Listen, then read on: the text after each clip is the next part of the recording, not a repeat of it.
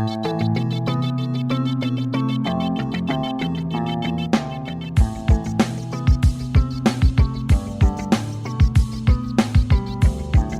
crime can be strangely fascinating.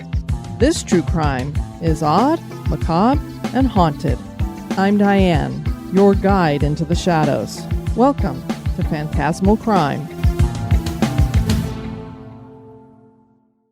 The Plains of Abraham have known death. This is a historic area inside Battlefields Park in Quebec City, Canada. Quebec City had been the capital of New France and was a strategic location in the colony. The French and English would fight for control here in a battle that took place on September 13, 1759. The Plains of Abraham were named for Abraham Martin, who had owned the fields. The battle lasted 30 minutes, and the French were defeated. This had been a very bloody battle. The British had 658 casualties, and the French had 716. Stories of the ghosts of dead soldiers roaming the plain have traversed the years even up into our modern era, with the Plains of Abraham now serving as an urban park.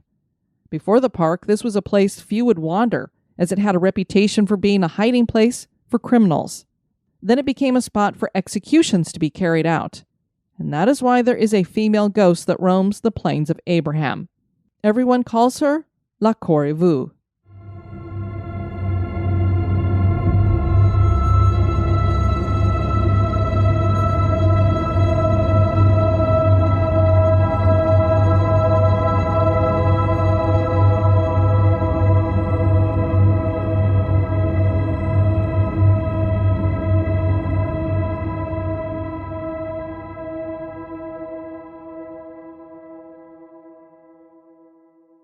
The legend behind La Corriveau has elements of fiction mixed in with reality.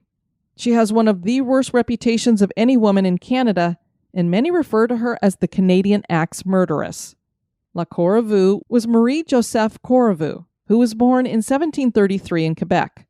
Her father was a farmer named Joseph, and her mother's name was Marie-Françoise Bolduc. Marie-Joseph had 10 siblings, all of whom died in childhood. I can't imagine having all of your siblings die. In 1749, she met a farmer named Charles Bouchard, who was 23. The two married in November of that year when he was 23 and she was 16.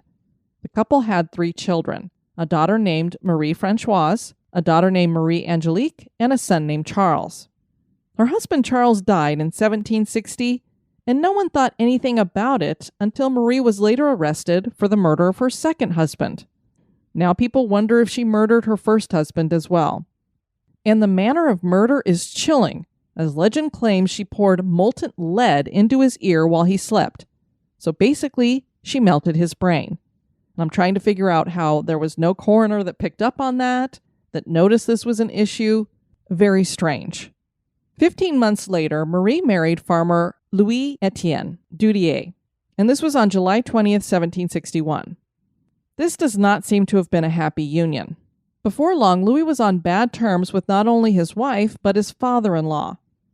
On January 27, 1763, he was found dead in the barn on his property with multiple head wounds. Local authorities said it must have been one of his horses kicking him in the head multiple times, and Louis was quickly buried.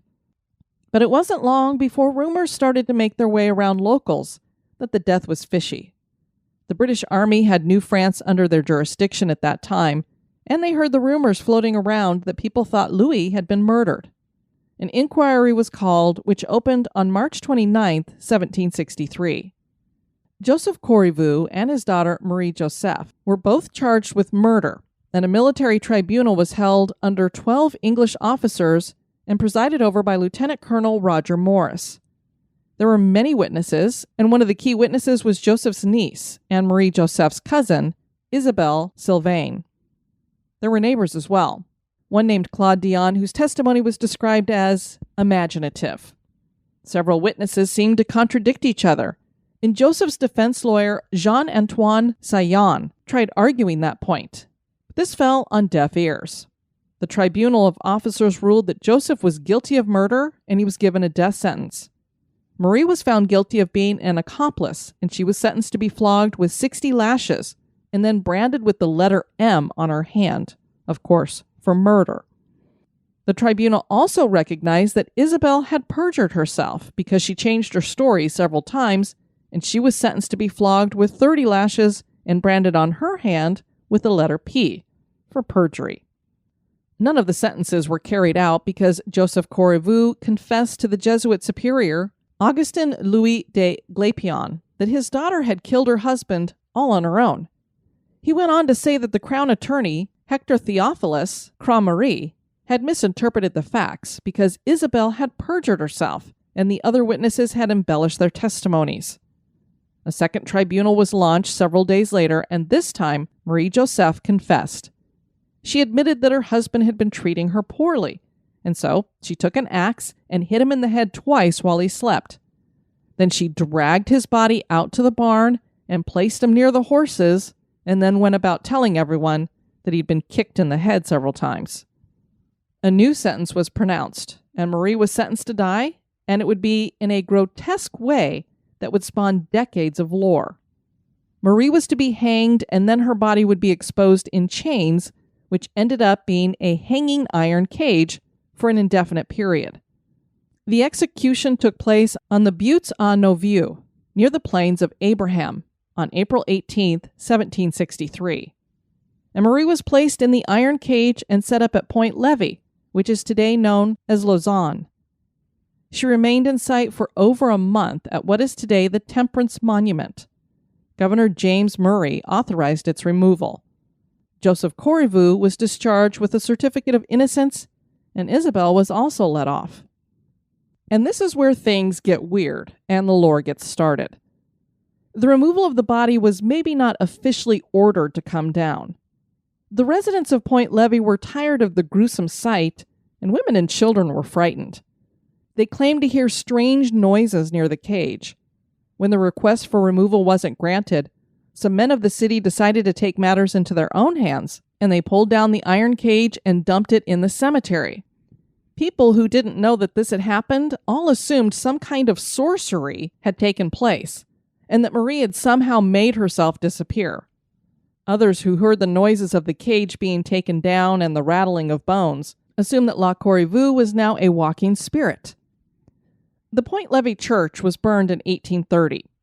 In 1850, the cemetery was enlarged and the gravedigger discovered the iron cage. A leg bone was still inside the cage. The cage was shown around Quebec as a curiosity and later sold to Barnum's Museum. This spawned several fantastic tales to be written by Canadian writers. One writer named William Kirby claimed that La Corriveau was a professional poisoner and that she was a direct descendant of La Voisin, who was hanged in 1680. La Voisin was a fortune teller who conducted black masses, and she ran a poisoning ring that may have killed up to 1,000 people. Other people claim that La Corriveau was a witch. People swore that they saw her apparition in her cage, begging someone walking on the road to Beaumont to take her to the Sabbath of the Will-o'-the-Wisps and witches on the Ile do Lion. Stories claim that Marie had not just killed her 2 husbands, but 7 people. The place where La Corriveau was most seen, though, was the Plains of Abraham. Some say that if you visit the park at night, you can see a ghostly figure hanging in chains. Residents claim that when they walked by Marie hanging in the iron cage, her eyes would open and her decaying hands would reach toward passing travelers. She would whisper their names as well. Now it is said that La Corriveau would arise from her grave and walk back and forth along the river like La Llorona. There was a well-known man in the town named Francois Dubé. He was walking home from work to his new bride, and he passed the place where the cage of La Corriveau once was hanging. He claimed to see a scene of wild, demonic figures dancing around a blue light that was across the river. And keep in mind, we have this story that people said that Marie's ghost had asked to be taken to the Will-o'-the-Wisps and the witches. He yelled out, "Madre de Dios!" Then he screamed as a pair of bony, withered hands clutched his throat from behind. La Corriveau whispered in his ear, "Take me across the river, Dubé. I cannot pass the blessed waters of the St. Lawrence unless a Christian man carries me." She had slippery skin that disgusted him. Dubé clawed at her hands, trying to get free, but she had an unnatural strength. He felt her dry flesh tearing away from her bones. Dubé shrieked, "In the name of the blessed Saint Anne, leave me!" and then he fainted. He awoke the next morning when his wife found him on the roadside. Before long, the city knew the story, and people were so scared that the authorities decided to call in a priest to exorcise the spirit of La Corriveau. The whole scenario is quite unnerving. A wife murders her husband, and then she's put on gruesome display. It's not surprising that her spirit would be at unrest. Did she terrorize the people in this section of Quebec City? Could she still be wandering the banks near the river, or even the cemetery where she was unceremoniously thrown? We will never know. I'll leave that to you to decide. Thanks so much for listening to History Goes Bumps, Phantasmal Crime. If you'd like to share with us a haunted crime that you've heard about, please write us at historygoesbump@gmail.com. I've been your host, Diane. Join me on the next episode for another trip through the shadows. This has been a production of History Goes Bump podcast.